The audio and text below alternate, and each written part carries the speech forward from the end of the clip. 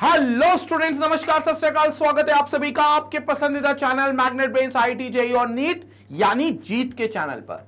और मैं अभिषेक अग्रवाल, आपका जेईई केमिस्ट्री फैकल्टी, हाजिर हूं लेकर एक और धमाकेदार, एक और धमाकेलस, एक और अमेजिंग, एक और एक्साइटिंग सेशन लेकर, जो कि मोस्ट अवेटेड चैप्टर, मैं समझ सकता हूं कितना अवेटेड चैप्टर है, तुम्हारे कमेंट्स मैंने सारे देख लिए इंट्रोडक्शन वाले वीडियो पे। तो मोस्ट अवेटेड चैप्टर जो कि है जो एटॉमिक स्ट्रक्चर, जिसमें आज हम पढ़ेंगे एक और इंपॉर्टेंट टॉपिक यानी कि डिस्कवरी ऑफ इलेक्ट्रॉन के बारे में। तो आज अब इस टॉपिक के बारे में हम डिस्कस करने वाले हैं, discovery of electron which is one type of सब एटॉमिक पार्टिकल। देखो, हमने पिछली क्लास में क्या डिस्कस किया था, पिछले वीडियो में हमने क्या डिस्कस किया था कि भाई एटम्स जो होते हैं वो इंडिविजिबल नहीं होते। डाल्टन एटॉमिक थ्योरी ने जरूर कहा था वो इंडिविजिबल होते हैं, लेकिन ये बाद में जो डाल्टन एटॉमिक थ्योरी का पोस्टुलेट था, ये गलत साबित हुआ कि एटम को आप फर्दर सब डिवाइड कर सकते हो मेनली, और उनको मेजरली आप तीन पार्ट्स में डिवाइड कर सकते हो। सब मतलब उसके जो सब डिविजन होंगे वो तीन पार्टिकल्स हो सकते हैं, इलेक्ट्रॉन, प्रोटॉन एंड न्यूट्रॉन। हालांकि इसके अलावा meson, positron, neutrino, electrino, alpha particle, beta particle, gamma particle, ऐसे कई और पार्टिकल्स आपको मिल जाएंगे, और in all there will be 34 particles. लेकिन मेजरली जो एटम है उसके अंदर ये तीन पार्टिकल्स पाए जाते हैं, जिनका नाम है इलेक्ट्रॉन, प्रोटॉन और न्यूट्रॉन। और इस बात की शुरुआत इस तरीके से हुई थी कि एक न्यूक्लियर फिजन कराया गया था। एक एटम लिया था, उस एटम को बम्बार्ड किया था, न्यूक्लियर फिजन किया था, और उसको उस एटम के धमाके में, उस एटम में जैसी धमाका हुआ तो उसके अंदर से अलग अलग किस्म के पार्टिकल्स निकले। अब सारे साइंटिस्ट इस खोज में लग गए कि यार अपन इस पार्टिकल के बारे में बताते हैं, यार ये पार्टिकल कैसा है, ये पार्टिकल कैसे दिखता है, इस पार्टिकल के ऊपर क्या नेचर है, क्या चार्ज है, ये सारी चीजों की चर्चा करनी थी। तो सारे साइंटिस्ट भगदड़ में लग गए कि यार चलो हम ये फलाना पार्टिकल बता देंगे, हम ये फलाना पार्टिकल बता देंगे। और सारे साइंटिस्ट अपनी अपनी एक रिसर्च कर रहे थे, अपना अपना एक एक्सपेरिमेंट कंडक्ट कर रहे थे, ताकि वो सब एटॉमिक पार्टिकल्स की जानकारी दे पाए। और इस साइंटिस्ट की भगदड़ में, इस साइंटिस्ट की होड़ में रेस जीत गए हमारे टॉमसन साहब, जे टॉमसन साहब। उनने सबसे पहला सब एटॉमिक पार्टिकल जो कि एटम के अंदर पाया जाता है, वो पार्टिकल जो कि नेगेटिव चार्ज होता है, वो पार्टिकल जिसका मास बहुत ही कम होता है, वो पार्टिकल यानी कि इलेक्ट्रॉन की खोज कर मारी। उन्होंने कहा भैया कि किसी भी एटम के अंदर ये इलेक्ट्रॉन होता है जो अपने आप में नेगेटिवली चार्ज रहता है, और नेगेटिवली चार्ज होने की वजह से इसका ये नेचर होता है कि ये बेसिकली कैथोड रेस का एक अंश माना जाता है, कैथोड रे का एक पार्ट माना जाता है, कैथोड रे। इसलिए इस पार्टिकल को पहले उन्होंने नाम कैथोड रे पार्टिकल भी दिया था। और यह भी कहना गलत नहीं होगा कि पार्टिकल से पहले एक्चुअली कैथोड रेस की खोज कर दी गई थी। पार्टिकल से पहले एक्चुअली कैथोड रेस की खोज कर दी गई थी, और इसी खोज को आज हम समझने वाले हैं अपने इस वीडियो के थ्रू, डिस्कवरी ऑफ इलेक्ट्रॉन में। संपट पड़ गया क्या पढ़ना है हमको। और ये पहला सब एटॉमिक पार्टिकल था, मतलब प्रोटॉन हो गया, न्यूट्रॉन हो गया, मीजॉन, पॉजिट्रॉन, न्यूट्रिनो, इलेक्ट्रॉन, ये सब इसके बाद डिस्कवर्ड हुए थे। सबसे पहला पार्टिकल जो था वो डिस्कवरी ऑफ इलेक्ट्रॉन था, यानी कि इलेक्ट्रॉन की डिस्कवरी सबसे पहले हुई थी। 1897 में जे टॉमसन ने की थी। मैं ये भी बता देता हूं, हालांकि ये फिर जीके का क्वेश्चन बन जाता है। अगर कोई पूछे कि इलेक्ट्रॉन कब डिस्कवर्ड हुआ, तो जनरल नॉलेज वो टेस्ट कर रहा है तुम्हारी, ये केमिस्ट्री से कोई लेना देना नहीं है। और मैं तो कभी ईयर्स याद भी नहीं करता, क्योंकि आईआईटी में कभी ईयर्स का क्वेश्चन आता नहीं है। लेकिन फिर भी ठीक है, for the sake of knowledge हमें पता होना चाहिए 1897 में इलेक्ट्रॉन की खोज कर दी। तो स्टार्ट करते हैं अपना atomic structure, discovery of electron. कैसे वो खोज की गई, कैसे इलेक्ट्रॉन को डिस्कवर किया गया, किस तरीके का एक्सपेरिमेंट कंडक्ट कराया था, क्या उस एक्सपेरिमेंट में एक बार में रिजल्ट आ गया था, या कुछ दिनों का, कुछ महीनों का, कुछ सालों का इंतजार करना पड़ा था टॉमसन साहब को, वो सारी चर्चा आज हम अपने इस वीडियो में करेंगे। लेकिन उससे जरूरी, उससे अहम बात यह कि इलेक्ट्रॉन तो देखो खोज निकाला है, खोज उसकी हो चुकी है, लेकिन तुमने भी इस वीडियो के माध्यम से एक नया चैनल खोज निकाला है, जो कि है मैग्नेट ब्रेन्स आईआईटी जेईई और नीट का चैनल। एक ऐसा चैनल जहां पर पूरी तरीके से आईआईटी जेईई और नीट का एक कंप्लीट सोल्यूशन आपको मिलता है, आपके आईआईटी जेईई और नीट की प्रिपरेशन को एक 100% बूस्टर मिलता है। एक ऐसा चैनल जो ए से लेकर जेड तक आपको पूरी तरीके से आईआईटी के लिए प्रिपेयर करता है, सारी चीजें आपको प्रोवाइड करके। बात करें कौन सी चीजों की, तो ये सारी चीजें जो आपको मिलती हैं। कंसेप्ट वीडियोस आपको मिलते हैं, हर टॉपिक के आपके डिटेल एनालिसिस के आपको वीडियोस यहां पर प्रोवाइड कराए जाते हैं। और जैसा कि मैग्नेट बेन्स का थ्योरी रहा है हमेशा, मैग्नेट बेन्स की पॉलिसी रही है हमेशा कि कभी भी सिर्फ थ्योरी पढ़ा के टॉपिक कंप्लीट नहीं होता। आईआईटी में सिर्फ थ्योरी के दम पर आपको सिलेक्शन नहीं मिलता जब तक आप उस पर क्वेश्चंस की प्रैक्टिस ना करो। तो उस थ्योरी के लिए डीपीपी जैसे ही थ्योरी कंप्लीट हुई वैसे ही आपको डीपीपी मिलता है, जहां पर 15 से 20 ऑन एन एवरेज एक डीपीपी में क्वेश्चंस होते हैं जिसको आपको सॉल्व करना होता है। अगर आपसे ना बने तो फिर हम लोग बैठे ही हुए हैं, वहां पर आपको वीडियो सोल्यूशन मिल जाएगा जहां पर आप डाउट पूछ सकते हो, जहां पर अपना डाउट सॉल्व कर सकते हो, या कहीं कोई क्वेश्चन में फंस जाओ तो वो आप देख सकते हो। उसके अलावा आपको यहां पर चैप्टर वाइज एमसीक्यूज की प्रैक्टिस सीरीज लाते हैं, पीवाईक्यूज प्रीवियस ईयर क्वेश्चंस की सीरीज आती है, वन शॉट रिवीजन आपको मिलता है, लाइव डाउट क्लियरिंग सेशन मिलता है, ऑनलाइन टेस्ट सीरीज मिलती है। मतलब इतनी सारी चीजें हैं जो शायद किसी के पेड कोर्स में भी नहीं है। उससे ज्यादा चीजें मैग्नेट बेन्स पर आपको फ्री ऑफ कॉस्ट मिलती हैं। उससे ज्यादा चीजें, ये सारी चीजें मैग्नेट बेन्स पर आपको बिल्कुल फ्री ऑफ कॉस्ट मिलती हैं। तो ये सबसे ज्यादा खास बात है कि आपको यहां पर लाखों रुपए खर्च नहीं करने, कोई सब्सक्रिप्शन, कोई पैकेज, कोई कूपन कोड नहीं लेना, सीधा जाना है मैग्नेट बेन्स की वेबसाइट पर magnetbens.com या फिर यूट्यूब चैनल। वेबसाइट पर चले जाओगे तो एक एज मिलेगा कि आपको वहां पर स्ट्रक्चर्ड कोर्स मिल जाता है। तो वहां स्ट्रक्चर्ड कोर्स में आपको ये पूरा सिलेबस जो है आपको सिर्फ अपना टाइम इन्वेस्ट करके उसको अटेंड करना है। क्लियर हो गया? तो ये चीज बहुत इंपॉर्टेंट है, इसलिए चैनल को रिकमेंड करें। पहले चैनल आप खुद सब्सक्राइब करें और दूसरा चैनल लोगों तक पहुंचाएं, लोगों तक रिकमेंड करें चैनल को। क्लियर हो गया? ठीक है, चले अब सवाल आता है कि इलेक्ट्रॉन की खोज किस तरीके से चालू कर दी गई थी। इलेक्ट्रॉन की खोज के पीछे कौन सा एक्सपेरिमेंट था जो जिम्मेदार था, और कैसे यह पता चल गया था कि फलाना पार्टिकल जो निकलेगा वो इलेक्ट्रॉन ही होगा। जे थॉमसन को ये कैसे पता चला था, इसकी पूरी चर्चा करते। तो evidence for the electrical nature of matter पे बात करते कि मैटर के पास एक इलेक्ट्रिकल नेचर होता है, इसका पहले पता कैसे चला था। 1833 में 1833 में Michael Faraday gave the first important clue about the electrical nature of atoms.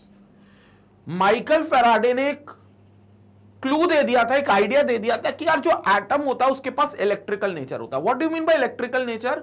मतलब वो कहीं ना कहीं इलेक्ट्रिक करंट का एक सोर्स बन सकता है।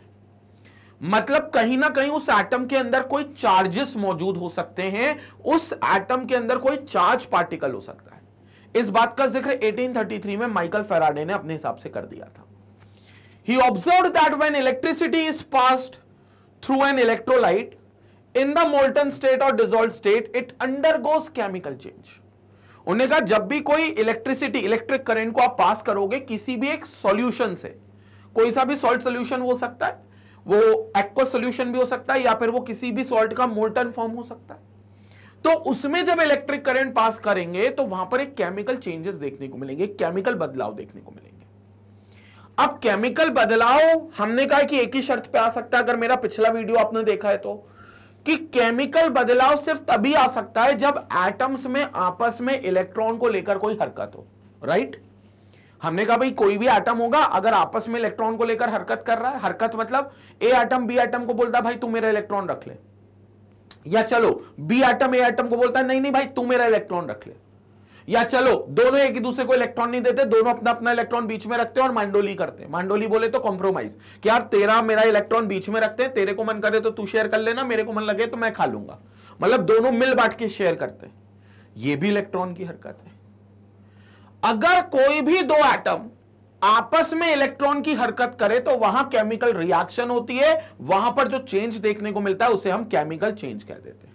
ये एक बात हो गई, ये एक बात हो गई केमिकल चेंज को लेकर, ये एक बात हो गई। अब फैराडे साहब ने 1833 में अपने एक लॉज दिए थे, फैराडेज लॉ ऑफ इलेक्ट्रोलिसिस। उनमें उन्होंने यही ऑब्जर्वेशन किया कि यार जब भी मैं किसी नमक के पानी में करंट देता हूं, नमक का पानी एक कंटेनर में भर लिया और उसमें मैंने 2 वायर छोड़ दिए करंट युक्त, स्विच ऑन कर दिया, तो वहां पर उनके अंदर कुछ केमिकल चेंजेस हुए। अब उसके अंदर केमिकल चेंजेस क्यों हुए? क्योंकि डेफिनेटली वो जो केमिकल्स हैं जो कि एटम से बने हैं, उन एटम्स में जरूर कुछ इलेक्ट्रिकल नेचर होगा। क्योंकि डेफिनेटली अगर मैंने कोई 2 वायर्स छोड़े तो एक वायर पॉजिटिव टर्मिनल से कनेक्टेड होगा, एक नेगेटिव से कनेक्टेड होगा। मैंने दोनों तार को छोड़ दिया तो वहां पर जो केमिकल्स का मूवमेंट आया, जाहिर सी बात है कोई पॉजिटिव आयन होगा उस केमिकल में जो उस नेगेटिव वायर की तरफ अप्रोच करेगा। पॉजिटिव नेगेटिव अट्रैक्ट करेंगे। उसी केमिकल में कोई नेगेटिव नेचर का भी पार्टिकल होगा जो वायर के पॉजिटिव टर्मिनल की तरफ अप्रोच करेगा। अगर मान लो सब न्यूट्रल होते, अगर सब न्यूट्रल होते केमिकल में, तो ये मूवमेंट देखने को ही नहीं मिलता, ये केमिकल चेंज देखने को ही नहीं मिलता। संपट पड़ी मेरी बात, समझेंगे? यहां समझेंगे। जैसे मेरे पास यहां पर एक कंटेनर है, इस कंटेनर में अपन ने कोई भी नमक का पानी डुबा दिया। अपन ने कहा भाई कोई भी नमक का पानी ले लो, चलो तुम्हारे घर में यूज होने वाला देश का नमक टाटा नमक ले लेते हैं, सबसे अच्छी बात। नमक ले लें NaCl, और कौन सा सोल्यूशन? एक्वस ले लिया मैंने, इसका एक्वस सोल्यूशन, मतलब मैंने ब्राइन सोल्यूशन ले लिया कायदे में देखा जाए तो, NaCl एक्वस। क्या करेंगे भाई, इसके अंदर अपन दो वायर्स को डिप कर रहे हैं, ये दो वायर्स हैं जिनको डिप कर रहा है ये, और इनको एक इलेक्ट्रिकल सोर्स से कनेक्ट कर रखा है, पॉजिटिव नेगेटिव पॉजिटिव नेगेटिव, ये हो गया प्लस और ये हो गया माइनस, बस। मतलब ये पूरा टर्मिनल प्लस और ये पूरा टर्मिनल माइनस। अब जाहिर सी बात है, अगर हमने प्लस माइनस किया है, अगर हमने प्लस माइनस किया है, तो यहां पर हमें केमिकल चेंज देखने को मिलेगा। हम देखेंगे कि कोई एक आयन है जो एक नेगेटिव की तरफ अप्रोच कर रहा है और एक आयन है जो इस पॉजिटिव की तरफ अप्रोच कर रहा है। मतलब इन केमिकल्स में भी कोई ना कोई पॉजिटिव नेगेटिव है। केमिकल्स बोले तो NaCl में भी कोई पॉजिटिव और नेगेटिव है। मतलब हमें यहां पर वैसे आज की डेट में तो क्लियर है कि Na पर प्लस है और Cl पर माइनस है, लेकिन तब तक वहां सिर्फ यही क्लियर था कि इस केमिकल में कोई तो प्लस है और कोई तो माइनस है। इतनी बातें नहीं पता थी कि Na पे प्लस होगा Cl पे माइनस होगा। वो तो अपन आज की थ्योरी में जानते हैं कि जब NaCl डिसोसिएट होता है तो Na प्लस और Cl माइनस में टूटेगा, लेकिन तब थोड़ी ना पड़ता था 1833 में। तो 1833 में Na पर प्लस और Cl पर माइनस नहीं पता था, लेकिन इतना पता था कि इस केमिकल पर कोई तो प्लस है कोई तो माइनस है। क्योंकि अगर प्लस और माइनस नहीं होता तो यहां पर जो केमिकल चेंजेस हो रहे हैं, जो आयंस का भगदड़ दिख रहा है, जो आयंस का मूवमेंट दिख रहा है, या कह लो एटम्स का जो मूवमेंट दिख रहा है, वो नहीं दिखता। क्योंकि ये चीज बिल्कुल साक्षात है कि पॉजिटिव की तरफ नेगेटिव भागेगा, नेगेटिव की तरफ पॉजिटिव भागेगा। तो अगर कोई चीज पॉजिटिव की तरफ भाग रही है तो वो 100% नेगेटिव होगी, और कोई चीज अगर नेगेटिव की तरफ भाग रही है तो वो 100% पॉजिटिव होगी। तो इससे ये चीज समझ में आई कि यार कोई भी केमिकल के अंदर एक इलेक्ट्रिकल नेचर तो पाया जाएगा, और वो इलेक्ट्रिकल नेचर उस केमिकल में है, इट मींस उसके एटम्स में है। तो फैराडे साहब ने ये चीज पता कर ली थी कि यार, मतलब इसका एक आइडिया दे दिया था कि एटम्स जो है वो न्यूट्रल नहीं है कहीं से। मतलब अगर इवन केस वो न्यूट्रल भी हैं तब भी उनके पास कोई चार्ज है। न्यूट्रल तो है लेकिन नेट चार्ज जीरो है, मतलब जितने प्लस है जितने उतने माइनस है, वो जीरो कर सकता है, लेकिन प्लस और माइनस है, चार्जेस हैं। ठीक है, वो चार्जेस एक दूसरे को काट देंगे। एटम इलेक्ट्रिकली न्यूट्रल हो सकता है लेकिन उसके अंदर प्लस और माइनस के चार्जेस होंगे। इस बात का आइडिया 1833 में माइकल फैराडे ने दे दिया था। माइकल फैराडे के दिमाग में ये बात आ गई थी। ठीक है, उसके बाद क्या हुआ, पहले स्क्रीनशॉट ले लेंगे, आगे चर्चा करेंगे फिर उसकी। अब आगे थोड़ी और बात करते हैं इसमें। Now this phenomena is called as electrolysis. इस फिनोमेना को क्या बोल दिया जाता है भाई? इलेक्ट्रोलाइसिस। फिनोमेना का नाम है इलेक्ट्रोलाइसिस, क्योंकि सिंपल सी बात है, अगर आप इलेक्ट्रिक करंट देकर किसी चीज को ब्रेक डाउन करते हो और किसी चीज के आयंस को माइग्रेट करके आप कलेक्ट कर लेते हो, उस केमिकल को कलेक्ट कर लेते हो, तो इस प्रोसेस को आप इलेक्ट्रोलाइसिस कहते हो। इलेक्ट्रो मतलब इलेक्ट्रिक करंट और लाइसिस मतलब टू ब्रेक डाउन, उसको तोड़ देना, तो उसको अपन इलेक्ट्रोलाइसिस कहते हैं। तो ये उनने बताया कि जब इलेक्ट्रिक करंट जब चलते हैं तो इलेक्ट्रिक करंट से आयंस का एक माइग्रेशन आता है। आयंस पहली बात तो केमिकल्स में ही बनते हैं, यानी कि केमिकल्स में जो एटम्स है उनके पास इलेक्ट्रिकल नेचर आ गया, जिस वजह से वो आयंस माइग्रेट करेंगे, पॉजिटिव आयन नेगेटिव रॉड की तरफ, नेगेटिव आयन पॉजिटिव रॉड की तरफ, और वहां पर केमिकल डिपॉजिट होंगे। इस फिनोमेना को इलेक्ट्रोलाइसिस कह देंगे। अब आगे ध्यान से सुनना। Later on in 1874, Stoneley pointed out that like matter, electricity is composed of small discrete units of electricity. 1874 में उन्होंने बताया कि जैसे मैटर होता है वैसे इलेक्ट्रिसिटी भी एक डिस्क्रीट यूनिट से बनती है। जैसे मैटर होता है ना डिस्क्रीट यूनिट से, याद करें अभी खैर इसी चैप्टर में आगे आएगा, फोटो इलेक्ट्रिक इफेक्ट जब हम पढ़ेंगे या हम इलेक्ट्रोमैग्नेटिक रेडिएशंस की बात करेंगे तो वहां पर हम हमेशा ये बात करेंगे, hot body black body radiations की बात करेंगे तो वहां पर हम ये बात करेंगे कि जो इलेक्ट्रोमैग्नेटिक रेडिएशंस होती हैं क्या होती है, अभी मत सोचो, बस ये समझ लो, ये जो लाइट तुम्हारे आसपास दिख रही है, जो मोबाइल से अभी स्क्रीन से लाइट निकल कर तुम्हारी आंखों में आ रही है, वो इलेक्ट्रोमैग्नेटिक रेडिएशन है। तो उसके पास जो है वो डिस्क्रीट यूनिट्स ऑफ एनर्जीज है, मतलब उस लाइट के पास जो एनर्जीज है उसके एनर्जी के पैकेट्स है उसके पास। जैसे एक पैकेट ऑफ एनर्जी है जिसको फोटोन कह देते हैं, जिसको फोटोन कहते हैं, तो दूसरा पैकेट एनर्जी है, फिर तीसरा भी एक पैकेट ऑफ एनर्जी है, चौथा भी एक पैकेट ऑफ एनर्जी है। तो ये ऐसे डिस्क्रीट पैकेट्स ऑफ एनर्जीज आपको मिलते हैं और वो डिस्क्रीट पैकेट्स ऑफ एनर्जीज को फोटोन कहते हैं। ये ऐसा किस में होता है? मैटर में। ऐसा दुनिया के हर मैटर में एक डिस्क्रीट पैकेट्स ऑफ एनर्जी होती है। स्टोनले साहब ने यह बताया कि इलेक्ट्रिसिटी भी ऐसी डिस्क्रीट यूनिट से बनती है। जैसे मैटर बनता है वैसे ही जो इलेक्ट्रिसिटी होती है वो डिस्क्रीट यूनिट से बनती है और उसी डिस्क्रीट यूनिट्स को हम इलेक्ट्रॉन नाम देते हैं। तो यहां पर जो वर्ड आया electron for these discrete units of electricity, वो स्टोनले साहब ने दिया था। कई लोगों को यह बहुत गलतफहमी है, कई लोग सोचते हैं इलेक्ट्रॉन का नाम भी जे जे थॉमसन ने दिया था। भाई साहब खोज की थी जे जे थॉमसन ने, नाम तो स्टोनले ने दिया था। और ये कई बार मैंने कौन सा बहुत पहले एक ओलंपियाड का पेपर दिया था तो उसमें लिखा आया था, क्वेश्चन आया था, who toss the name electron, who coined the name electron, electron नाम किसने दिया है? तो उसमें स्टोनले भी था, जे जे थॉमसन भी था। कई बच्चों ने, उम्मीद करता हूं कि स्टोनले ही लगाया हो, लेकिन कई बच्चों ने इवन जे जे थॉमसन भी लगा दिया था। स्टोनले इज द करेक्ट आंसर। नाम तो भैया इलेक्ट्रॉन जो पढ़ा है वो स्टोनले ने दिया है। और उसने एटम को लेकर नहीं कहा था, उसने कहा था कि यार इलेक्ट्रिसिटी की जो डिस्क्रीट यूनिट्स होती है उनको हम इलेक्ट्रॉन कहते हैं। वर्ड इलेक्ट्रॉन आया कैसे? इलेक्ट्रिसिटी इज ऑन, ऐसा कुछ बन रहा है इलेक्ट्रॉन, तो वो इलेक्ट्रिसिटी की एक यूनिट दिखाना चाह रहा है, that is why we have used the word electron. तो वो discrete unit of electricity is known as electron. ये बात स्टोनले ने कही थी 1874 में। हालांकि इसके बाद वो कैथोड रे पार्टिकल की खोज की गई, लेकिन ये एक यूनिट के तौर पर माना गया। अब सवाल आता है वो कैसे खोजा गया? कैथोड रेस की खोज सबसे बड़ी एक सबसे बड़ा ब्रेक थ्रू बना इलेक्ट्रॉन की खोज के लिए। कैथोड रे की डिस्कवरी, कैथोड रे की डिस्कवरी।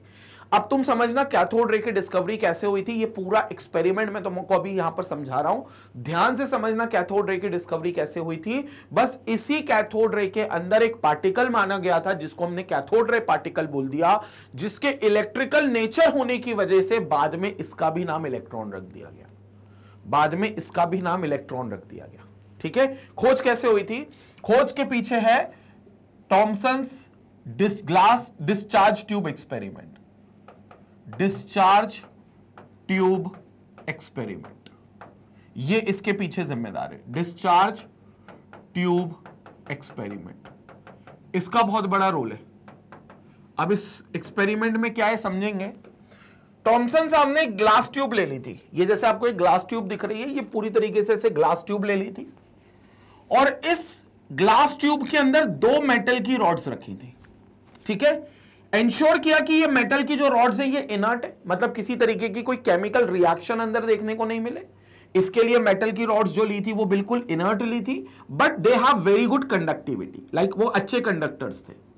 और उन मेटल की रॉड्स को एक हाई वोल्टेज पावर सोर्स से कनेक्ट कर दिया गया।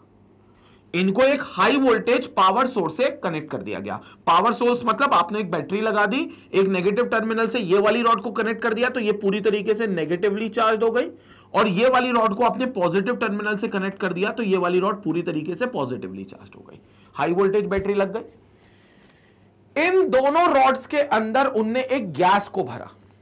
ठीक है, पहले तो पूरी तरीके से वैक्यूम क्रिएट करा और वैक्यूम में कुछ सालों तक ये मॉडल रखा रहा, लेकिन उनको कोई गतिविधि नहीं मिली। मतलब क्या हुआ, एक ट्यूब ले ली, ट्यूब में रॉड लगा दी, रॉड को एक वोल्टेज बैटरी से कनेक्ट कर दिया। वोल्टेज में मैं बता दूं 2, 4, 5, 10, 20 वोल्ट का नहीं लिया था, वोल्टेज वेरी हाई था, अराउंड 10,000 वोल्ट के आसपास, 10,000 वोल्ट के आसपास, 10,000 वोल्ट के आसपास। तो इतना बड़ा वोल्टेज लिया था हमने। और पहले तो इनिशियली इसमें वैक्यूम रखा था, वैक्यूम पंप से उन्होंने पूरा वैक्यूम क्रिएट करा था। अब वैक्यूम में उनको लगा कि यार कुछ इलेक्ट्रोड्स जो हमने बनाए, मेटल इलेक्ट्रोड्स, वहां से शायद कोई डिस्क्रीट यूनिट्स निकले इलेक्ट्रिसिटी की जिनको हम इलेक्ट्रॉन घोषित कर सकते हैं। लेकिन हुआ ऐसा कुछ नहीं, क्योंकि वैक्यूम था तो वैक्यूम में कोई मूवमेंट हुआ नहीं। और ऐसा नहीं कि 1-2 दिन तक सिर्फ वैक्यूम के साथ एक्सपेरिमेंट किया। जब एक्सपेरिमेंट करने के लिए कोई रिजल्ट का वेट करते तो साइंटिस्ट सालों लगा देते।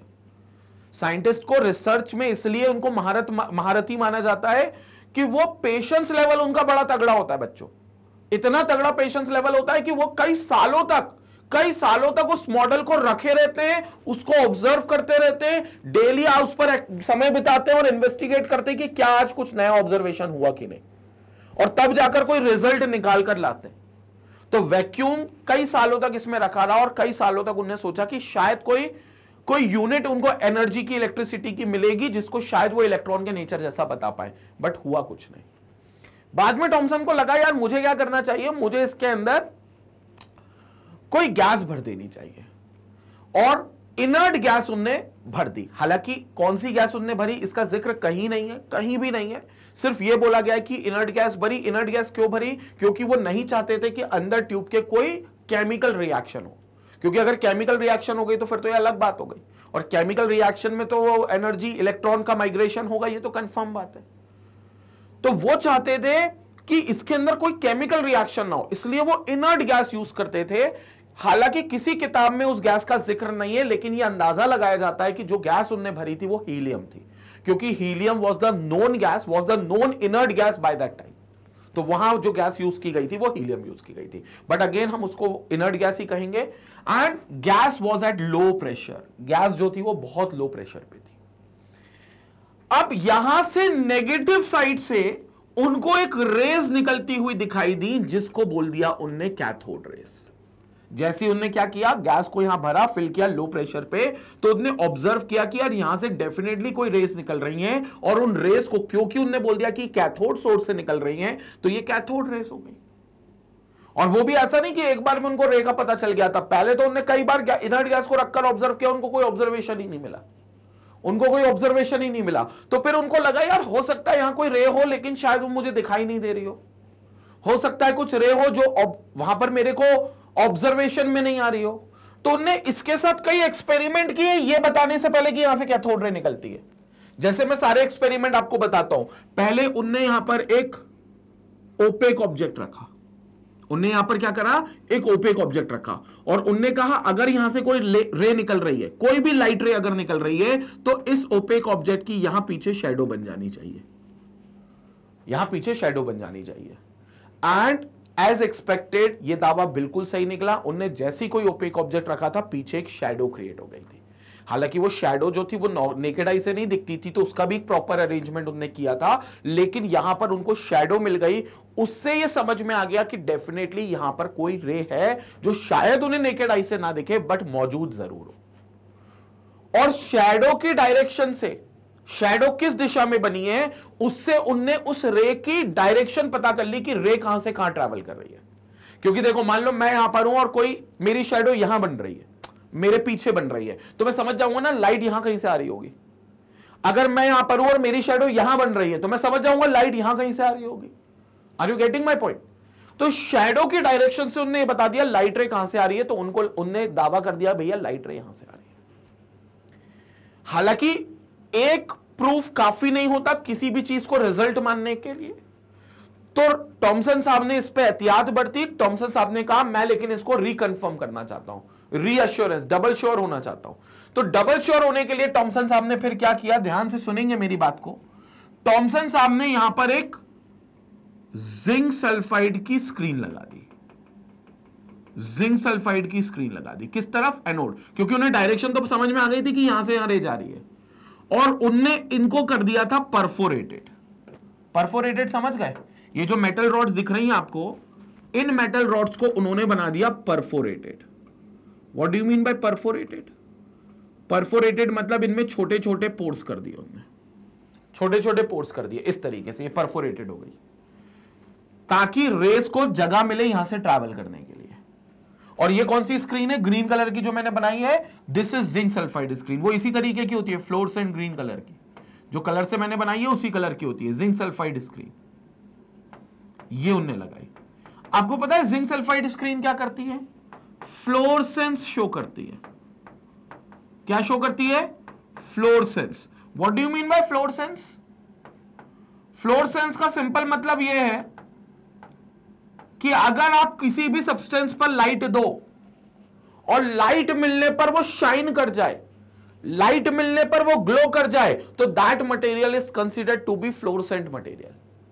और ऐसी कई चीजें होती है, जैसे मैं आपको कई एग्जांपल्स दे सकता हूं। जैसे आप बाय रोड एक शहर से दूसरे शहर जाते होगे तो रास्ते में वो साइन बोर्ड दिखते हैं, दिल्ली इतने किलोमीटर दूर है, इंदौर इतने किलोमीटर दूर है, मुंबई इतने किलोमीटर दूर है, साइन बोर्ड दिखते हैं, आगे अंधा मोड़ है, गाड़ी धीरे चलाए, गाड़ी की स्पीड ये रखे।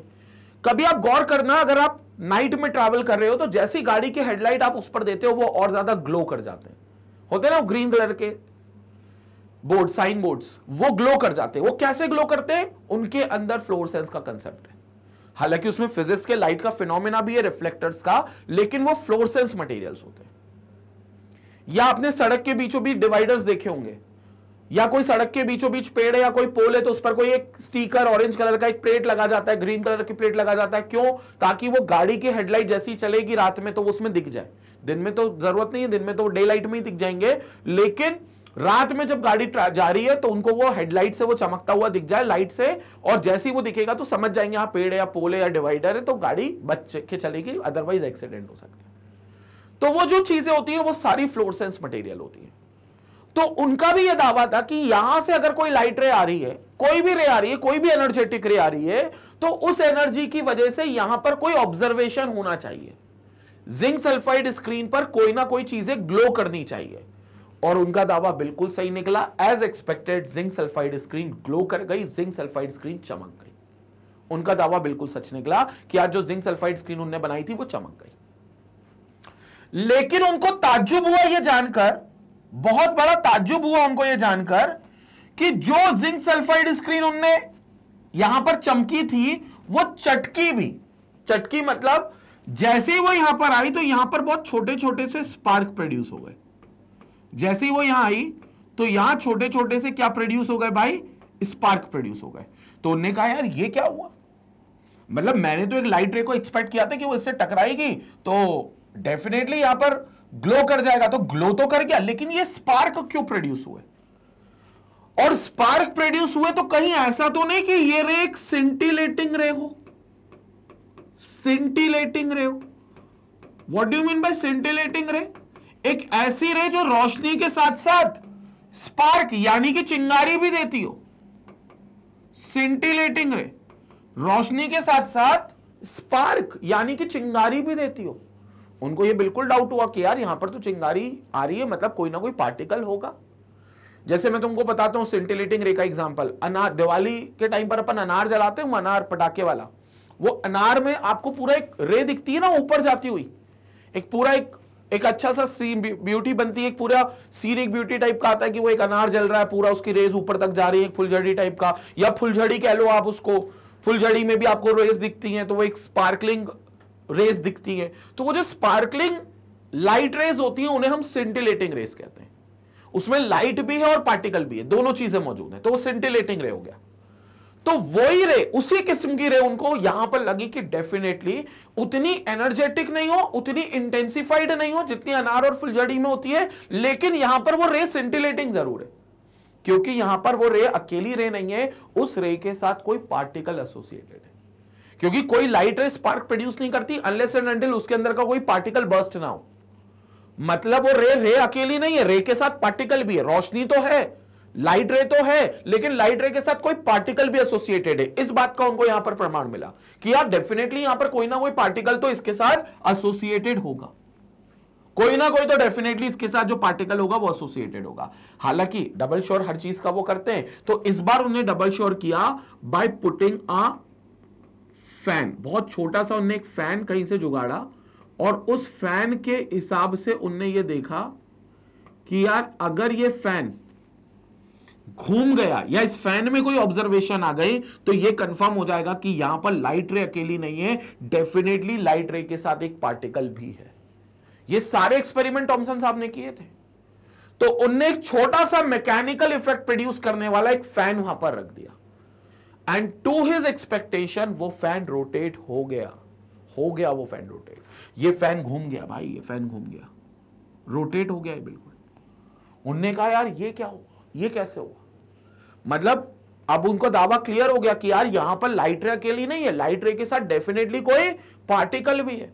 क्योंकि मान लो अब तुम्हारे घर में कोई सीलिंग फैन है, अभी तुम जहां जिस रूम में हो सीलिंग फैन को देखो, अभी चल रहा होगा, ठीक है, मान लो तुम उसको बंद करके देख लो या ऑब्जर्व कर लो कि वो बंद है, मान लो इमेजिन कर लो ऐसा, और उस पर एक टॉर्च की लाइट मारो ब्लेड्स पे, टॉर्च लो, मोबाइल की लाइट रे मारो उस पर, क्या तुम्हें लगता है वो फैन घूमेगा? नहीं घूमेगा, लाइट रे से नहीं घूमेगा। लेकिन एक पत्थर उठाओ और उसकी ब्लेड पर दे मारो, क्या वो फैन घूमेगा? बिल्कुल घूमेगा। क्यों?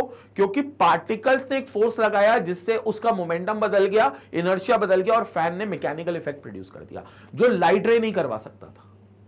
तो अगर कोई फैन घूम रहा है, ये अगर छोटू सा फैन घूम रहा है, तो डेफिनेटली यहां से कंफर्म है कि यहां से सिर्फ अकेली रे नहीं गई है, यहां से रे से जुड़ा हुआ एक पार्टिकल भी गया है, और उस पार्टिकल का बोल दिया गया है कि क्योंकि वो कैथोड रे के साथ गया है तो that particle will be called as cathode ray particle. तो अब ये बिल्कुल दावा क्लियर हो गया कि यहां पर अकेली रेज मौजूद नहीं है, मतलब अकेली रेज बिल्कुल मौजूद नहीं है, रेज तो है ही है, कैथोड रेज तो है ही है, लेकिन कैथोड रेज के साथ कैथोड रे का पार्टिकल भी है, कैथोड रेज के साथ कैथोड रे का पार्टिकल भी है।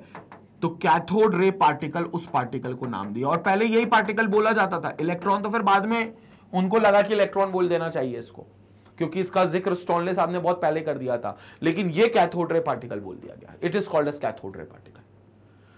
अब सिर्फ एक चीज बची थी इनके एक्सपेरिमेंट में कि इस पार्टिकल का नेचर जानना था, क्योंकि इसके पास तो इलेक्ट्रिक कैरेक्टरिस्टिक्स तो हैं, इलेक्ट्रिकल नेचर तो है इसके पास, बस ये जानना है कि ये पॉजिटिवली चार्ज है कि नेगेटिवली चार्ज है। उसके लिए थॉमसन साहब ने एक आखिरी चीज ये करी कि इस पर एक एक्सटर्नल इलेक्ट्रिक फील्ड अप्लाई करी। इन पर उन्होंने क्या करा?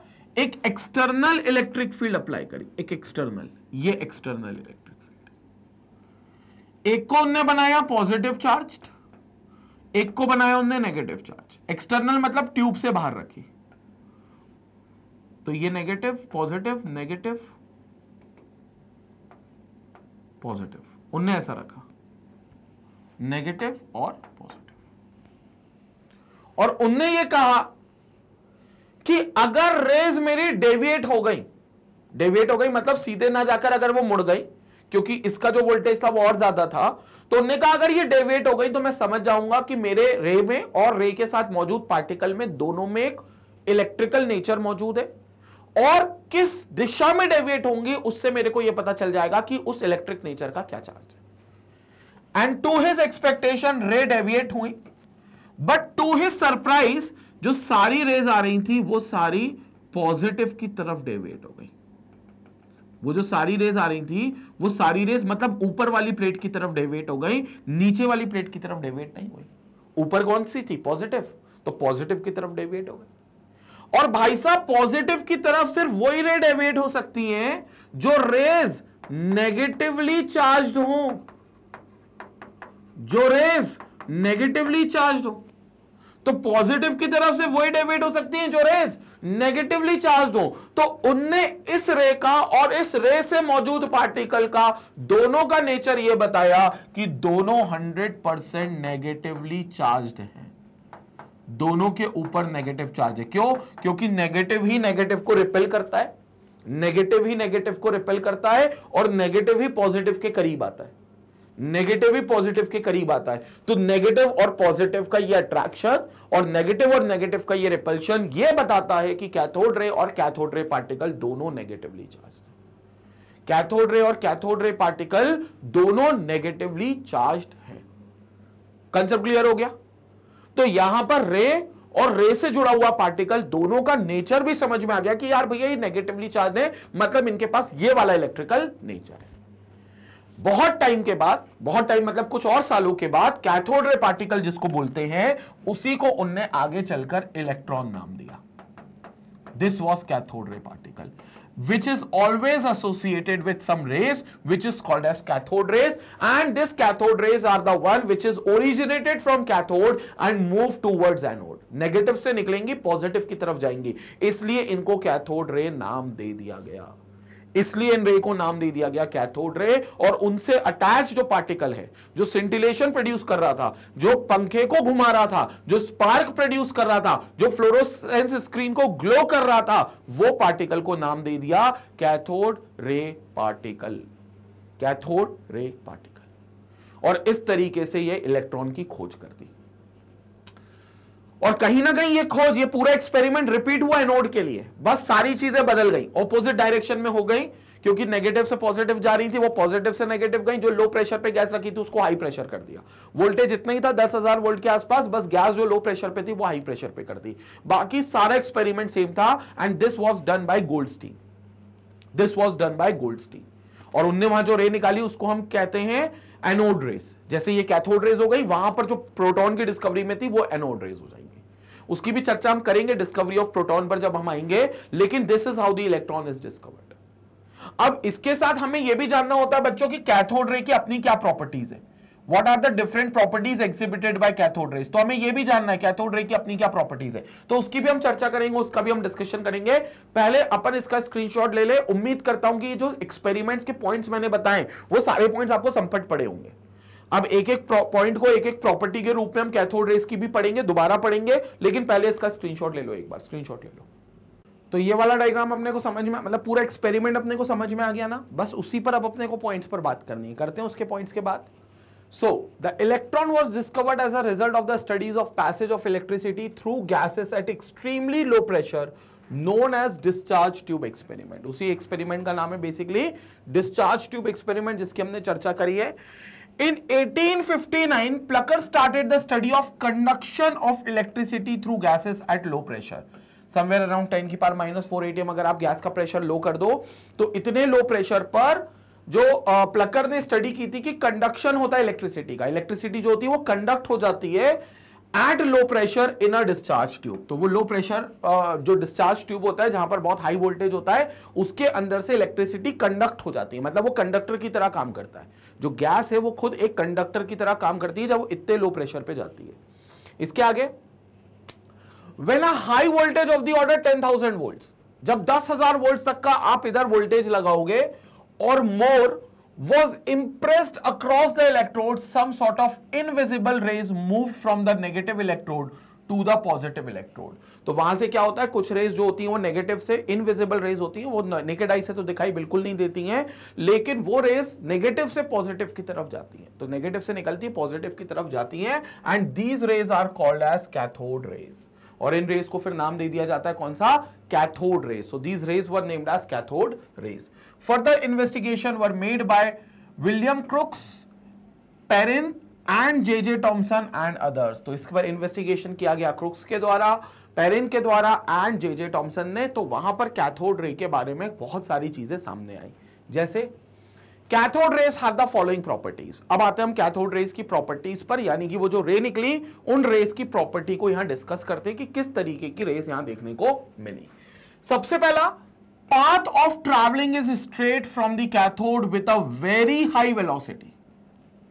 जो पाथ है ट्रैवलिंग का वो बहुत स्ट्रेट है from the cathode with a very high velocity, बहुत ज्यादा वेलोसिटी के साथ। तो जो पाथ ऑफ ट्रैवलिंग है स्ट्रेट है वो कैथोड का with a very high velocity, बहुत हाई वेलोसिटी से, as it produces shadow of an object placed in its path. क्योंकि यहां पर वो जो ओपेक ऑब्जेक्ट उन्होंने रखा था, तो ओपेक ऑब्जेक्ट जो है वो शैडो क्रिएट करता है। तो path of travelling is straight from the cathode with very high velocity. जो कैथोड रे का पाथ है वो बिल्कुल स्ट्रेट लाइन होता है, ऐसा कर्व पाथ नहीं होता, बिल्कुल स्ट्रेट लाइन होता है। और याद रखना है स्टूडेंट्स की कैथोड रे बहुत हाई वेलोसिटी से मूव करती है, लाइक उसकी वेलोसिटी बहुत हाई होती है, और यहां पर आपको उसका ओपेक ऑब्जेक्ट पर अगर आप रखोगे तो ओपेक ऑब्जेक्ट की आपको शैडो कास्ट कर देगा। तो ये ओपेक ऑब्जेक्ट की क्या कास्ट कर देता है, बेसिकली शैडो कास्ट कर देता है, जिससे ये क्लियर हो जाता है कि यहां पर कोई डेफिनेटली रेज है। ये इंपॉर्टेंट पॉइंट है, इसका स्क्रीनशॉट लेंगे एक बार। सेकेंड पॉइंट यहां पर देखेंगे, cathode rays produce mechanical effects. Cathode rays mechanical effect produce करता है। इसका पता कैसे चला था, जो उन्होंने एक पैडल व्हील रखा था, वो फैन कह लो या पैडल व्हील कह लो उसको, बेसिकली वो व्हील था एक्चुअल में। तो वो व्हील क्या कर गया, रोटेट कर गया। अब अगर कोई व्हील रोटेट कर गया मतलब उसने कहीं ना कहीं मैकेनिकल इफेक्ट प्रोड्यूस किया है, मतलब उसने कहीं ना कहीं मैकेनिकल इफेक्ट वहां पर प्रोड्यूस किया है। तो cathode ray produces mechanical effect if a small paddle wheel is placed between the electrodes it rotates. तो पैडल व्हील को अगर आपने बीच में रखा है, दो इलेक्ट्रोड्स के बीच में रखा है, जहां पर वो डिस्चार्ज ट्यूब के अंदर जो गैस भरी हुई है उस गैस के अक्रॉस हमने उसको भरा है, तो वो आप देखोगे कि पैडल व्हील रोटेट करेगा, यानी कि मैकेनिकल इफेक्ट प्रोड्यूस करेगा। मैकेनिकल इफेक्ट मतलब मैकेनिकल एनर्जी जहां से ऑब्टेन्ड हो जाए, वो इफेक्ट की वजह से, जिस इफेक्ट की वजह से वो प्रोड्यूस हो, उसे मैकेनिकल इफेक्ट कहेंगे, तो वो इफेक्ट आपका मैकेनिकल इफेक्ट होगा। This indicates that the cathode raise consist of material part. इससे ये पता चलता है कि कैथोड रे के अंदर सिर्फ रे नहीं है, पार्टिकल भी है। मतलब इसके अंदर सिर्फ रे नहीं है, रे के साथ पार्टिकल भी मौजूद है। तो कैथोड रे consist of material part, like इसमें मैटर मौजूद होता है, इसमें मटेरियल मौजूद होता है, और उस मटेरियल से वो कैथोड रे बनाई जाती है, उस मटेरियल से वो कैथोड रे बनती है। क्लियर हो गई बात? लेट्स मूव अहेड, आगे चलते हैं।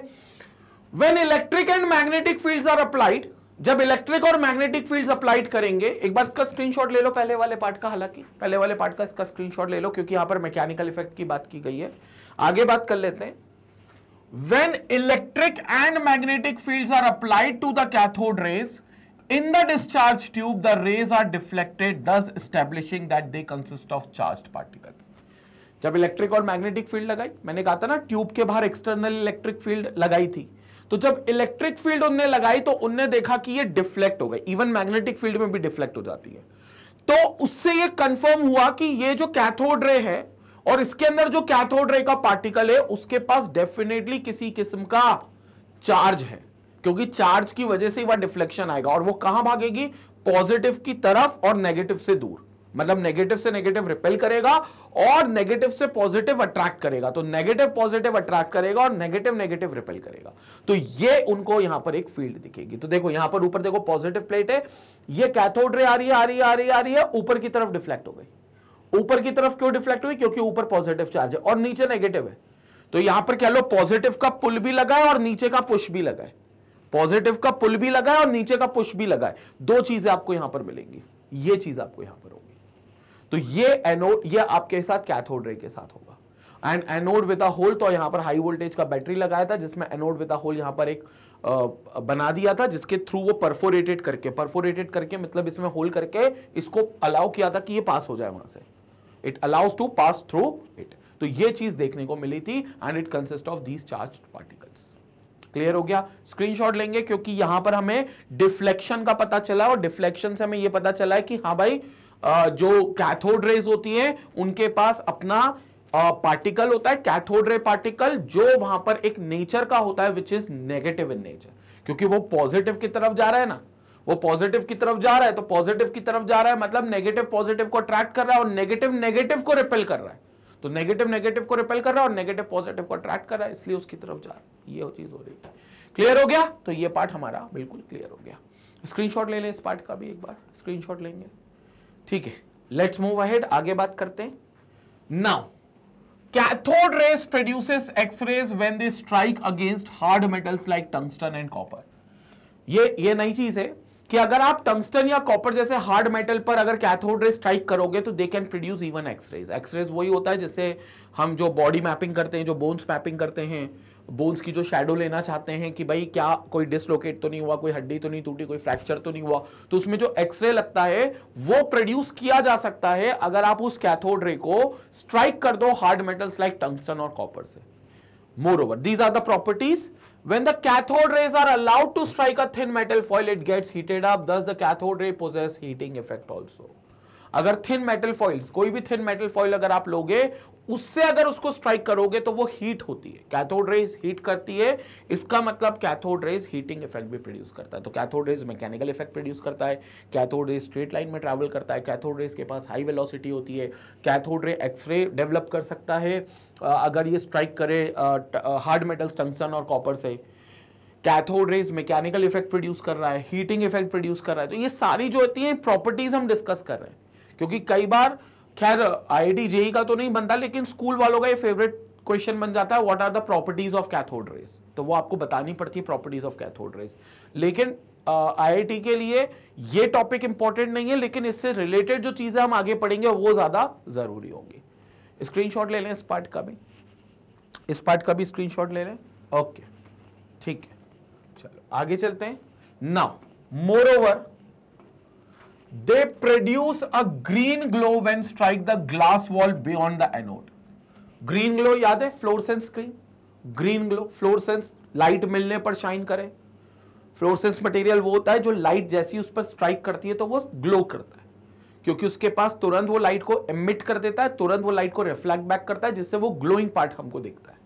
तो वो बियॉन्ड द एनोड क्यों दिख रहा है? क्योंकि एनोड के पीछे ही हमने क्या लगाया था? परफोरेटेड एनोड बनाई थी, अगर आपको याद हो, परफोरेटेड एनोड बनाई थी ऐसी कुछ, और इसके पीछे हम लोगों ने क्या लगा दिया था? इसके पीछे ही हम लोगों ने बना दिया था यहां पर जिंक सल्फाइड की स्क्रीन, राइट? तो this was your zinc sulphide की स्क्रीन। तो ये ZNS स्क्रीन लग गई थी, this was ZNS screen.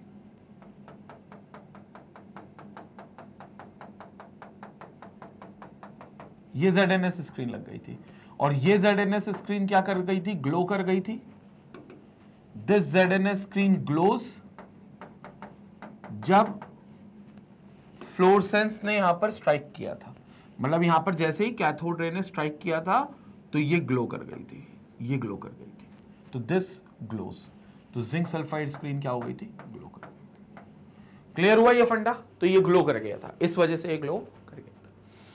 Light is emitted when they strike the zinc sulfide screen। तो लाइट विल बी एमिटेड, ये वाली ग्रीन लाइट जो बता रहे हैं वो तब एमिट होगी जब ये जिंक सल्फाइड स्क्रीन को स्ट्राइक करेंगे। और लाइट क्यों ग्लो करेगी? क्योंकि जिंक सल्फाइड एक फ्लोरोसेंस मटेरियल है, it's a fluorescence material, fluorescent material,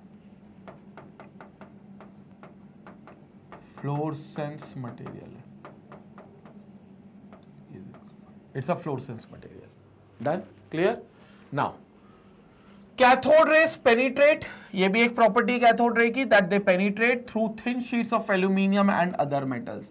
तो जो थिन शीट्स होती हैं एल्यूमिनियम और अदर मेटल्स की, उनसे ये पेनिट्रेट हो सकता है। तो लाइक उनसे ये बड़ी आसानी से पेनिट्रेट किया जा सकता है। So it can penetrate through thin sheets of aluminium and other metals. तो मतलब इसकी पेनिट्रेशन पावर भी अच्छी होती है। हालांकि हार्ड मेटल्स को तो ये स्ट्राइक करता है और वापस आ जाता है, लेकिन जो थिन मेटल्स होते हैं, एल्यूमिनियम की पतली शीट्स हो गई, पतली फॉइल्स हो गई, उन फॉइल्स को ये क्या कर सकता है? बड़ी आसानी से पेनिट्रेट कर सकता है, तो उनको आर पार कर सकता है। तो इस वजह से थिन शीट्स ऑफ एल्यूमिनियम की पेनिट्रेट करने की वजह से कैथोड रे की पेनिट्रेशन पावर हम अच्छी मानेंगे। वी कंसीडर कि कैथोड रेस के पास एक अच्छी पेनिट्रेशन पावर देखने को मिलती है। डन? क्लियर? चल आगे चलते आगे बात करते हैं। और they affect the photographic plates. बिल्कुल, जो फोटोग्राफिक प्लेट्स होती है ये उनको बहुत अच्छे से अफेक्ट करता है, बहुत अच्छे से उनको उनके अंदर जो बेसिकली सॉल्ट्स होते हैं उनको डिकम्पोज कर सकता है और फोटोग्राफिक प्लेट से एक इंप्रेशन डेवलप कर सकता है। मोर ओवर, सबसे इंपॉर्टेंट, ये पॉइंट सबसे इंपॉर्टेंट है, 9th point, the ratio of charge to mass, that is charge upon mass, is same for all the cathode rays. Charge to mass ratio जो होता है, चार्ज टू मास रेशियो जो जे Thomson ने calculate करा था, ये सारी कैथोड रेस के लिए सेम होता है। मतलब वहां जो हमने मेटल इलेक्ट्रोड्स रखा या वहां जो गैस रखी, सिर्फ उस पर वो डिपेंड नहीं करेगा। कोई भी मेटल इलेक्ट्रोड रखते, कोई दूसरी इनर्ट गैस रख लेते, तब भी कैथोड रे का जो चार्ज टू मास रेशियो है, चार्ज टू मास रेशियो मतलब कितना चार्ज है उसके यूनिट मास में, उसके यूनिट मास में कितना चार्ज है, ये होता है charge to mass ratio. Charge को हम डिनोट करते हैं E, बेसिकली क्योंकि इलेक्ट्रॉन E का सिंबल होता है, तो E उसका चार्ज हो गया, और मास को डिनोट करते हैं M को। तो this is known as E/M ratio. This is known as E/M ratio. This is known as E/M ratio, which is same for all the cathode rays. और ये E/M सेम होगा सारी रेस के लिए, चाहे आप कोई सा भी मेटल इलेक्ट्रोड वहां ले लेते, चाहे आप कोई सी भी गैस ले लेते, कोई सी भी इनर्ट गैस ले लेते, same for all, same for all metal, sorry, same for all cathode rays.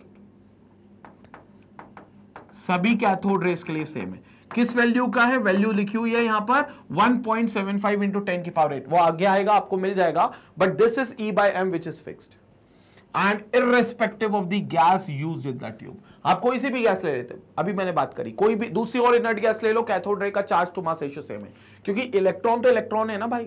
Cathode ray के अंदर पार्टिकल है, मतलब वो एक सारी चीजें फिक्स्ड है, उसमें कोई दो राय नहीं है। तो ये कैथोड रे और कैथोड रे पार्टिकल के बारे में बात है, ठीक है। ये स्क्रीनशॉट जरूर ले लो। अभी चार्ज टू मास रेशियो की वैल्यू भी मैं आपको दे रहा हूं, बता रहा हूं। जब हम देखते हैं चार्ज टू मास रेशियो, तो देखो 1.75 इंटू 10 की पावर 8 कूलम पर ग्राम आता है, कूलम पर ग्राम। ये कैसे निकला? सिंपल सी बात है, चार्ज निकाला गया था मुलिकन ऑयल ड्रॉप एक्सपेरिमेंट से, और चार्ज जो निकला था, चार्ज ऑन एन इलेक्ट्रॉन, ध्यान से सुनेंगे, मुलिकन ऑयल ड्रॉप एक्सपेरिमेंट से निकला था चार्ज ऑन एन इलेक्ट्रॉन, वो निकला था -1.6 इंटू 10 की पावर -19 कूलम। ये चार्ज निकला था, एक इलेक्ट्रॉन पर इतना चार्ज होता है 1.6 इंटू 10 की पावर -19 कूलम का नेगेटिव। और भैया ये सिर्फ नेगेटिव क्यों लिखा है? यहां नेगेटिव क्यों लिखा है? नेगेटिव सिर्फ इसलिए लिखा है कि ये बताने के लिए कि इलेक्ट्रॉन्स आर नेगेटिवली चार्ज्ड। जो इलेक्ट्रॉन्स होते हैं उन पर नेगेटिव चार्ज होता है, उस नेगेटिव को बताने के लिए नेगेटिव लिखा है। बाकी अगर मैग्नीट्यूड की बात करोगे तो इट इज 1.6 इंटू 10 की पावर -19 कूलम। ये मुलिकन ऑयल ड्रॉप एक्सपेरिमेंट से निकला था, बहुत क्लियर होना चाहिए। इसको मुलिकन साहब ने बताया था, इसको जे टॉमसन ने नहीं बताया, ये मुलिकन साहब ने बताया था अपने famous Mulliken oil drop experiment में। मुलिकन ऑयल ड्रॉप एक्सपेरिमेंट में ये मुलिकन साहब ने बताया था। And then we have mass of an electron. We all know mass of an electron. ये जे टॉमसन ने बताया था ट्रेजेक्टरीज को देखते हुए, जो डेविएशंस हुई थी ना कैथोड रेस, तो उस डेविएशंस की ट्रेजेक्टरी को, और जब डेविएट हुई तो वो लाइट जो जिंक सल्फाइड स्क्रीन वहां रखी थी उस पर कितना इंटेंसिफाइड वो ग्लो किया, उसको इन्वेस्टिगेट करके उनने मास बताया था इलेक्ट्रॉन का। समझ में आया? लाइट जो जा रही है, कैथोड रे जो ट्रैवल कर रही है और डेविएट हो रही है, कैथोड रे जो जा रही है और डेविएट हो रही है, कैथोड रे जो जा रही है और डेविएट हो रही है, वो यहां पर जिंक सल्फाइड स्क्रीन को ग्लो कर रही है, राइट, वो जिंक सल्फाइड स्क्रीन को ग्लो कर रही है। तो ये जिंक सल्फाइड स्क्रीन कितनी इंटेंसिटी से ग्लो कर रहा है, कितनी इंटेंसिटी से ग्लो कर रहा है, और ये लाइट जो है इनकी ये ट्रेजेक्टरी क्या है, इनका ट्रेजेक्टरी पाथ क्या है, एंगल क्या है, ओरिएंटेशन क्या है, किस इक्वेशन को ये फॉलो करिए, पैराबोलिक है तो पैराबोलिक ट्रेजेक्टरी का क्या फॉर्मूला है। तो बेसिकली उस सारी चीजों को इन्वेस्टिगेट करा कि कितनी इंटेंसिटी से ये जा रही है, स्ट्राइक कर रही है, और किस ट्रेजेक्टरी को ये फॉलो कर रही है, तब जाकर ये मास ऑफ एन इलेक्ट्रॉन निकला, which comes out to be 9.11 into 10 की पावर -31 kg, 10 की पावर -31 kg, जिसको हम राउंड ऑफ कर लेते हैं वैसे तो 10 की पावर -30, क्योंकि इसको लगभग 10 मान लेते हैं, और अगर आप ग्राम में करोगे तो 10 की पावर -28 ग्राम्स हो जाएगा, क्योंकि 1000 से मल्टीप्लाई करोगे तो 10 की पावर 28 ग्राम्स हो जाएगा। अब क्या करेंगे, हम दोनों को डिवाइड कर देंगे, तो यहां पर क्या आ जाएगा 1.6 डिवाइडेड बाय 9.1, तो this will give you somewhere around 0.175 into 10 की पावर -9 और +9, तो +8 कर लेंगे 1.75 करके। So this becomes 1.75 into 10 की power 8 coulombs per gram. This will become the ratio of charge to mass. तो इसको अपन E, क्योंकि ये आपका E होता है और मास जो होता है वो M होता है, तो this becomes E upon M का ratio, this becomes E upon M का रेशियो, तो ये हो गया E upon M का रेशियो। कंसेप्ट क्लियर हो गया? तो ये हो गया E अपॉन M का रेशियो, ठीक है। तो ये E अपॉन M का रेशियो, इससे बहुत सारे काम हो जाएंगे तुम्हारे। इसको याद रखना 1.75 इंटू 10 की पावर 8। वैसे तो तुम्हें मास भी याद रखना है, चार्ज भी याद रखना है, लेकिन मास और चार्ज से ज्यादा इंपॉर्टेंट है तुम E अपॉन M का रेशियो भी याद रखना। 1.75 इंटू 10 की पावर 8 कूलम्स पर ग्राम, कूलम्स पर ग्राम, ये आपको E बाय M का रेशियो मिलेगा। स्क्रीनशॉट ले लें, क्योंकि यहां पर अच्छा पूरी चीज देख लेते हैं। In 1897 J Thomson determined the E by M value charge to mass of the electron by studying the deflections of cathode rays, जिसकी मैंने बात करी थी, वो जो डिफ्लेक्शंस हुआ है कैथोड रेज का इन इलेक्ट्रिक एंड मैग्नेटिक फील्ड्स। ये जो ट्रेजेक्टरी बनी ना, ये इलेक्ट्रिक मैग्नेटिक फील्ड में तो ये मूव करें, डिफ्लेक्ट हुए, तो वो किस ट्रेजेक्टरी से डिफ्लेक्ट हुए एक, और जब डिफ्लेक्ट हुए तो यहां पर लाइट इंटेंसिटी क्या रही जिंक सल्फाइड की, उसको इन्वेस्टिगेट करके उन्होंने कैलकुलेट करी थी E by M की वैल्यू, विच इज 1.758 इंटू 10 की पावर 8 कूलम पर ग्राम। और ये चाहो तो तुम नेगेटिव में भी लिख सकते हो, क्योंकि चार्ज जो होगा वो नेगेटिव में ही होगा, तो आप इसकी वैल्यू को नेगेटिव में भी मान सकते हो, बट नेगेटिव सिर्फ ये इंडिकेट करेगा कि जो चार्ज है इलेक्ट्रॉन का वो माइनस में है, वो नेगेटिवली चार्ज होता है, वो सिर्फ इंडिकेट करेगा, बाकी मैग्नीट्यूड्स जो रहेंगे उसके वो इस हिसाब से वैल्यू वाइज रहेंगे। ठीक है, स्क्रीनशॉट ले लें यहां पर इस बात का। अगले पॉइंट पर चलते हैं। एफ के बाद let's move to another point, G point. क्या कहता है? The first precise measurement of the charge on the electron was made by Robert A Millikan. मैंने कहा था मिलिकन ऑयल ड्रॉप एक्सपेरिमेंट, और मैंने शायद मुलिकन लिख दिया, मुलिकन अलग साइंटिस्ट था। Yes, Millikan, it should be Millikan, Millikan oil drop experiment है ना, करेक्शन यहां पर, तो इट इज मिलिकन, मिलिकन का ऑयल ड्रॉप एक्सपेरिमेंट था। तो मिलिकन साहब ने 1909 में ऑयल ड्रॉप एक्सपेरिमेंट में इसकी वैल्यू निकाली थी 1.602 इंटू 10 की पावर -19 कूलम। और देखो 1909 में इलेक्ट्रॉन की वैल्यू निकली थी, जबकि E/m का रेशियो पहले निकल गया था। तो एक्चुअली E/m का रेशियो सबसे पहले निकला था। यह मत समझना कि पहले इलेक्ट्रॉन का चार्ज निकल गया होगा, फिर मास निकल गया होगा, फिर E/m निकाल लिया होगा। तो ये तो सिंपल मैथ्स हो गई, इसमें थोड़ी ना फिर कुछ इन्वेस्टिगेशन करना था। तो फिर ये ट्रेजेक्ट्री की बात मैं क्यों कर रहा हूं? मैं ट्रेजेक्ट्री की बात इसलिए कर रहा हूं क्योंकि बिना इलेक्ट्रॉन का चार्ज, बिना मास ऑफ इलेक्ट्रॉन निकाले मतलब इनको नहीं निकाला था, और तब भी उनने सबसे पहले क्या निकाल दिया था 1897 में, E/m रेशियो इस एक्सपेरिमेंट से। अब बस उनको ये रेशियो मालूम था, E/m होता है कुछ, विच इज 1.7 इंटू 10 की पावर 8 कुछ होता है, उनको बस ये रेशियो मालूम था। उसमें यह नहीं पता था कि E कितना है, M कितना है। मेरी बात समझ पड़ी?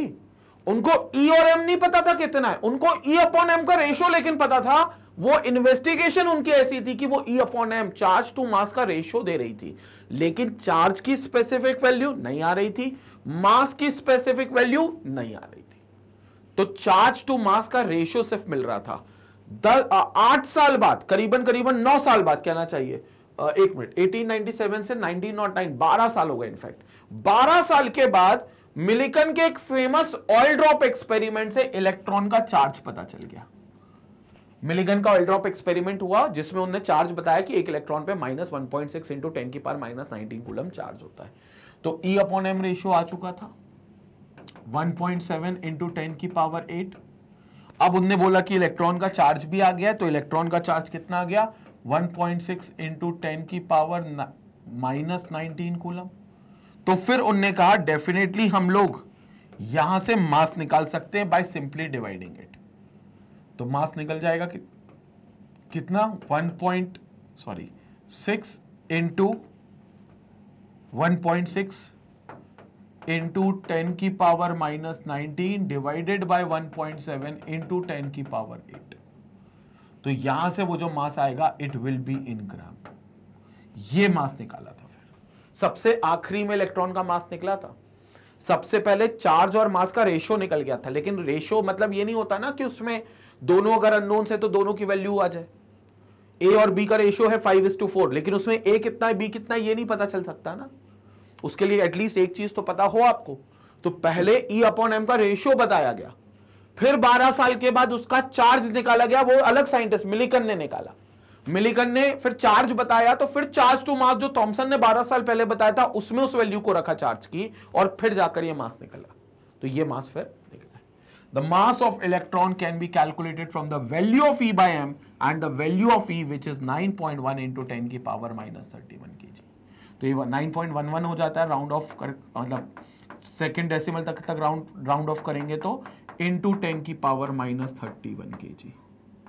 9.11 इंटू 10 की पावर -31 kg। इसको हम अप्रोक्सीमेटली 10 की पावर -30 kg कर लेते हैं for solving numericals. For solving numericals ये अप्रोक्सीमेट वैल्यू कर लेते हैं। तो ये आप न्यूमेरिकल्स को सॉल्व करने के लिए अप्रोक्सीमेट वैल्यू करते हो। So this is for solving numericals. कितना कर लेते हो 10 की पावर -30 kg, ये आप कर लेते हो 10 की power -30 kg for solving numericals. तो 10 की पावर -30 kg आपका आता है सिर्फ न्यूमेरिकल्स को सॉल्व करने के लिए, न्यूमेरिकल्स को सॉल्व करने। अदरवाइज 9.11 इंटू 10 की पावर -31 kg है, और एक्यूरेट चाहिए तो 9.1096 इंटू 10 की पावर -30। सबसे आखिरी में डिफाइंड हुआ था ये, पहले E/m फिर E और फिर M। ठीक है, स्क्रीनशॉट लेंगे इस पार्ट का भी, पूरे पार्ट का भी। तो बेसिकली ये प्रॉपर्टीज आपको देखने को मिलती हैं जो किसकी होती हैं, आपकी कैथोड रे की और कैथोड रे से जुड़े हुए पार्टिकल की। लेकिन कैथोड रे पार्टिकल बहुत सालों तक बोला गया, लेकिन जब यह पता चल गया कि मैटर, इलेक्ट्रिसिटी जो होती है वो डिस्क्रीट यूनिट से बनती है जिनको हम इलेक्ट्रॉन कहते हैं, तो अल्टीमेटली ये कैथोड रे पार्टिकल वही डिस्क्रीट यूनिट्स हैं, इसलिए कैथोड रे पार्टिकल का नाम बदलकर इलेक्ट्रॉन रख दिया गया। और इलेक्ट्रॉन नाम स्टोनले ने पहले ही दे दिया था, बहुत पहले ही दे दिया था। तो that is known as electron and this is how the electron was discovered. Cathode ray के अंदर पाया गया जो पार्टिकल था, वो पार्टिकल को इलेक्ट्रॉन बोला गया।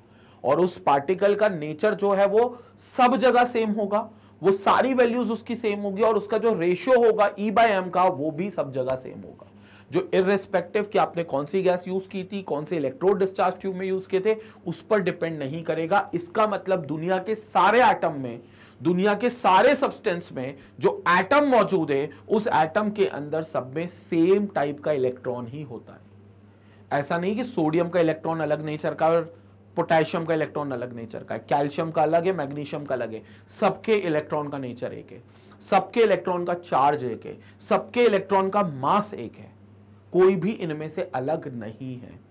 तो इलेक्ट्रॉन्स का नेचर, चार्ज, मास सब कुछ एक होता है and it does not depend on the nature of the substance in which they exist.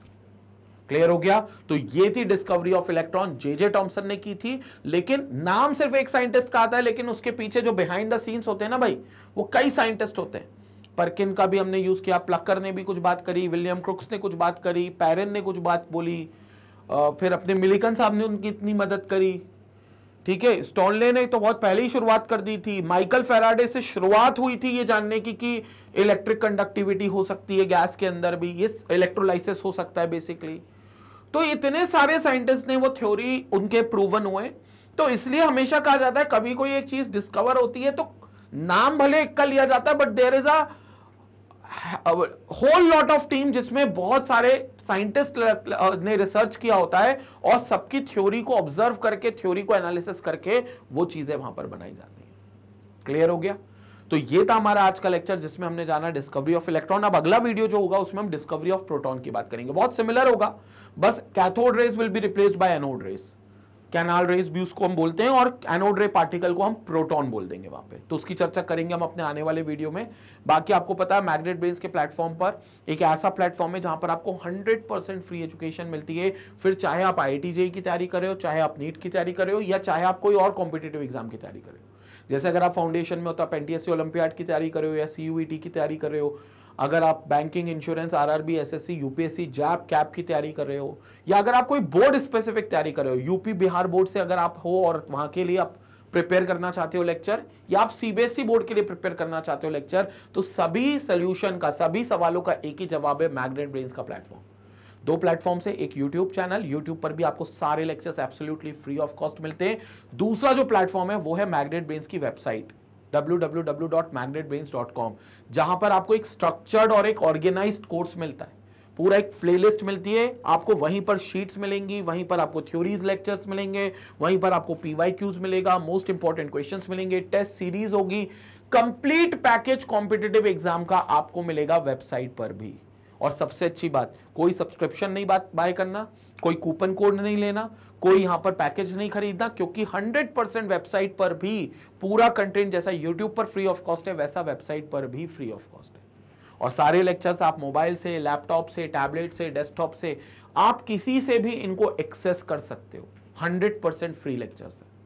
तो भैया जितने भी तुम्हारे फ्रेंड्स हैं, रिलेटिव्स हैं, जितने तुमने व्हाट्सएप ग्रुप, टेलीग्राम चैनल्स बनाए, जहां पर जनरली लोग पूछते होंगे यार कोई ऐसा चैनल बता दो जहां पर पूरा IIT पढ़ सकें, पूरा नीट की तैयारी कर सके, पूरा कोई कॉम्पिटिटिव एग्जाम जिसकी वो तैयारी कर रहे हैं उसका सब कंप्लीट सोल्यूशन मिल जाए। सिर्फ थ्योरी ना मिले, थ्योरी तो सब चैनल्स पर मौजूद है। शीट सॉल्विंग भी हो, टेस्ट सीरीज भी हो, डाउट क्लियरिंग सेशंस भी हो, PYQs भी हो, मोस्ट इंपॉर्टेंट क्वेश्चंस की सीरीज हो, मतलब कंप्लीट पैकेज हो, तो उनके साथ इस चैनल को जरूर रिकमेंड करें, आप भी सब्सक्राइब करें और उन लोगों के साथ भी शेयर करें। इसी तरीके से मैग्नेट ब्रेन्स को अपना प्यार और सपोर्ट देते रहें। Stay tuned, stay connected. Thank you.